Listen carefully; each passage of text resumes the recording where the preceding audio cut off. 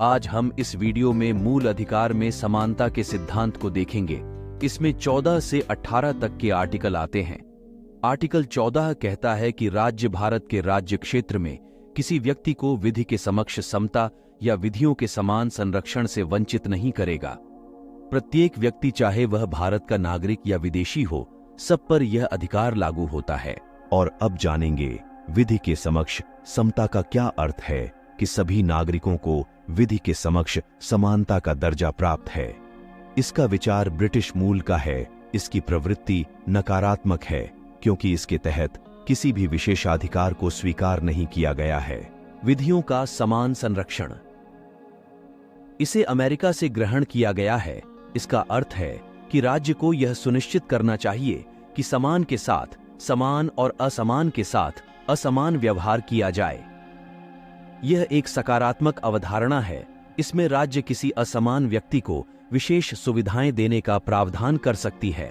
विधि के समक्ष समता को ब्रिटिश मूल से लिया गया है। इसीलिए ब्रिटिश न्यायवादी एवी डायसी का मानना है कि विधि के समक्ष समता का विचार विधि का शासन के सिद्धांत का मूल तत्व है। इन्होंने 3 अवधारणा प्रस्तुत की। पहला नंबर, कोई व्यक्ति विधि का उल्लंघन करे तो तभी दंडित किया जा सकता है, इसके अतिरिक्त नहीं। दूसरा नंबर, कोई भी व्यक्ति कानून से ऊपर नहीं है, चाहे वह अमीर हो या गरीब हो तथा अधिकारी या गैर अधिकारी हो। तीसरा नंबर, संविधान व्यक्तियों के अधिकार का परिणाम है, न कि स्रोत का। इसके पहले और दूसरे कारक ही भारतीय व्यवस्था में लागू होते हैं, तीसरा नहीं, क्योंकि भारतीय संविधान व्यक्तिगत अधिकार का स्रोत है। सुप्रीम कोर्ट ने विधि के शासन को संविधान का मूल तत्व माना है। इसीलिए कोई भी सरकार किसी भी प्रकार का संशोधन करके विधि के शासन को हटा नहीं सकती।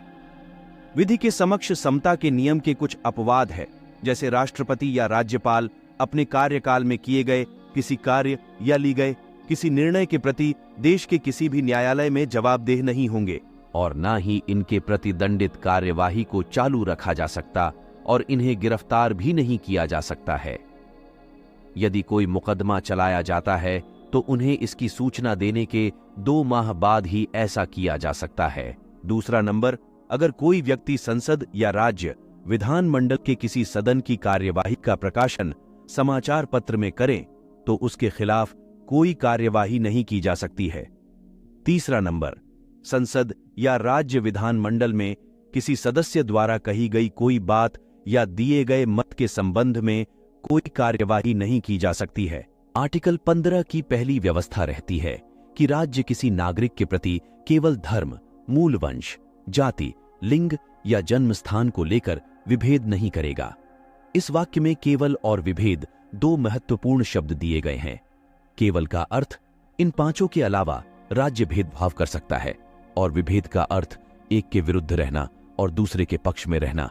आर्टिकल 15 की दूसरी व्यवस्था कहती है कि कोई नागरिक दूसरे नागरिक से केवल धर्म, मूल वंश, जाति, लिंग या जन्म स्थान या इनमें से किसी एक के आधार पर दुकानों, सार्वजनिक भोजनालय स्थान में प्रवेश या कुओं, तालाबों में प्रवेश को लेकर कोई भेदभाव नहीं करेगा।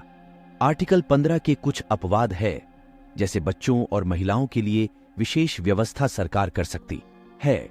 राज्य सामाजिक और शैक्षणिक रूप से पिछड़े वर्गों या अनुसूचित जाति या जनजाति के विकास के लिए कोई विशेष उपबंध बना सकती है। इसीलिए सरकार ने ओबीसी, एससी, एसटी और ईडब्ल्यूएस के तहत आरक्षण प्रदान किया गया है। लेकिन ओबीसी में जिनका स्तर अच्छा हो चुका है, यानी कि उन्हें क्रीमी लेयर के तहत उन्हें कोई आरक्षण नहीं दिया जाता है। आर्टिकल 16 में लोक नियोजन के विषय में अवसर की समानता के विषय में बताता है। आर्टिकल 16 कहता है कि राज्य के अधीन किसी पद पर नियोजन नियुक्ति से संबंधित विषयों में सभी नागरिकों के लिए अवसर की समता होगी। यानी कि राज्य के अधीन किसी नियोजन या पद के संबंध में केवल धर्म, मूल वंश, जाति, लिंग, जन्म स्थान या निवास स्थान या इनमें से किसी के आधार पर ना तो कोई नागरिक अपात्र होगा और ना उससे भेदभाव किया जाएगा। लेकिन इसके कुछ अपवाद है, जैसे राज्य नियुक्तियों के लिए आरक्षण व्यवस्था बना सकती है। ऐसे 1979 में मोरारजी देसाई सरकार ने पिछड़ा आयोग का गठन किया। बाद में ओबीसी को 27% आरक्षण दिया गया, अनुसूचित जातियों के लिए 15% और अनुसूचित जनजातियों के लिए 17.5% बाद में मोदी सरकार ने ईडब्ल्यूएस के लिए 10% का आरक्षण दिया। सुप्रीम कोर्ट ने कई बार कहा है कि आरक्षण मौलिक अधिकार नहीं है, इसका प्रयोग केवल नियुक्तियों के विषय में हो सकता है, पदोन्नति के विषय में नहीं। आर्टिकल 18 कहता है कि अस्पृश्यता का अंत हो। हमारे संविधान निर्माता डॉक्टर भीमराव अंबेडकर और अन्य ने अस्पृश्यता को जड़ से खत्म करने का निर्णय लिया, इसलिए अस्पृश्यता को लागू करने वालों को दंडनीय अपराध की श्रेणी में रखा गया। अस्पृश्यता हमारे देश में सभी रूपों में बैन है, लेकिन अस्पृश्यता शब्द को संविधान में परिभाषित नहीं किया गया है। सरकार ने 1955 में अस्पृश्यता अपराध अधिनियम बनाया।